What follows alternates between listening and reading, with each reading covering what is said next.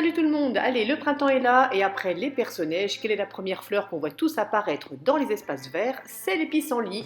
Et moi, écoutez, c'est pareil, j'en ai plein mon jardin.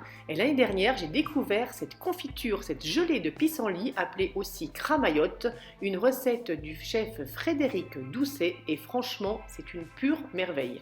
Et pour réaliser cette jolie gelée, naturellement, première étape, vous allez cueillir des fleurs de pissenlit. Et là, pour ma recette, il en faudra 90, sachant que j'ai réalisé une seule verrine, puisque ce sont les premières fleurs que l'on peut trouver. On les lave et on se retrouve.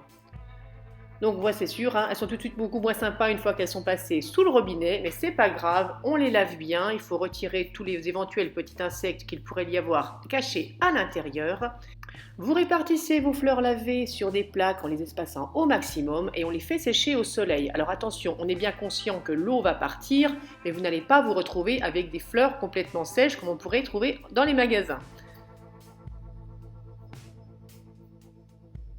Voilà, au bout de quelques heures, ce à quoi ça doit ressembler. Et là, c'est le moment le plus long, le plus fastidieux de la recette. On vient retirer tout ce qui est vert de chaque fleur. On ne conserve que les pétales et les pistils. Je vais être sympa avec vous, je coupe la caméra et on se retrouve tout à l'heure. Et voilà ce à quoi ça doit ressembler quand vous avez terminé. Naturellement, le verre, on jette, vous le mettez sur le compost, peu importe.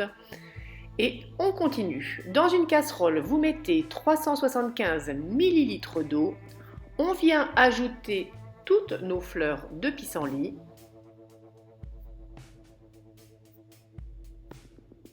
On remue bien, on porte doucement à ébullition. Et quand ça mijote, on baisse le feu et on va laisser cuire pendant 30 minutes.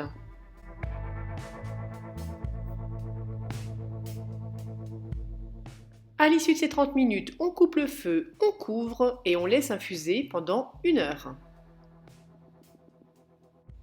Voilà ce que vous allez obtenir. On filtre maintenant la préparation.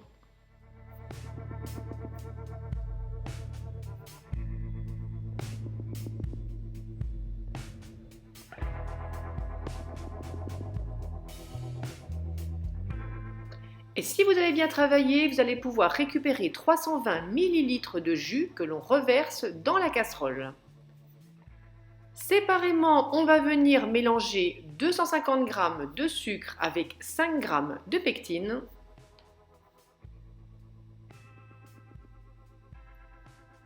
Et hop, c'est parti, on met tout ça dans la casserole et on remue bien.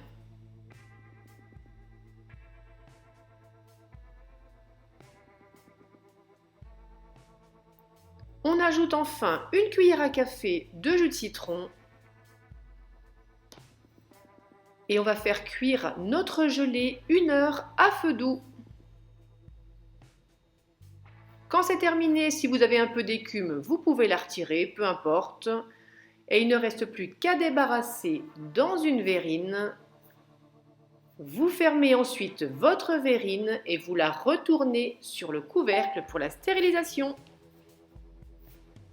Voilà mes loulous, alors que vous dire sur cette gelée? Que franchement une grande découverte pour nous l'année dernière. Là j'attends avec impatience qu'il y ait plus de pissenlits dans le jardin pour aller en refaire. À la dégustation, une douce saveur de fleurs, mais je dirais surtout un goût de miel. On a franchement l'impression de manger du miel. En tout cas, cette petite merveille, je vous conseille franchement de la tester. Si c'est le cas, n'hésitez pas à me donner votre avis. Et moi, je vous dis à très vite pour une prochaine gourmandise. Bisous sucrés à tous!